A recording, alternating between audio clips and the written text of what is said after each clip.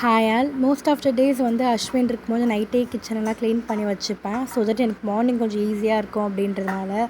But நேற்று கொஞ்சம் வெளியே போன வேலை இருந்ததுனால நைட் வரல கொஞ்சம் லேட் ஆகிடுச்சு. அதுக்கப்புறம் வந்து க்ளீன் பண்ணிவிட்டு படுக்கிறதுன்றது பாசிபிள் இல்லை. ஸோ மார்னிங் பண்ணிக்கலான்னு பார்த்தா மார்னிங்கும் கொஞ்சம் லேட்டாக எழுந்துட்டேன் நைட் லேட்டாக படுத்ததுனால. சரி எனக்கு இதுக்கு மேலே இதை க்ளீன் பண்ணிவிட்டு குக் பண்ண ஸ்டார்ட் பண்ணனா லேட் ஆகுன்றதுனால சிம்பிளாக ட்ரை ஃப்ரூட் ஜூஸ் மாதிரி போட்டுக்கிட்டேன். கூட கொஞ்சம் பனானா ஆட் பண்ணி ஒரு ஸ்மூதி மாதிரி ரெடி பண்ணிக்கிட்டேன் எனக்கு. அண்ட் பாப்பாவுக்கு கொஞ்சம் அவல் ஊற வச்சுட்டு வெஜ்ஜீஸ் ஆட் பண்ணி அவங்களுக்கான ஃபுட் ரெடி பண்ணிட்டேன். மிக்ஸியும் ஆன் பண்ணோன்னே மேடம் என்ட்ரி கொடுத்தாங்க. சரி ஓகேன்னு சொல்லி அவங்களையும் கூட கூப்பிட்டுக்கிட்டு எனக்கான ஸ்மூதி ரெடி பண்ணிவிட்டு அண்ட் அவங்களுக்கான ஃபுட்டும் ப்ரிப்பேர் பண்ணிக்கிட்டு அவங்கள கூட்டிகிட்டு போயிட்டேன்.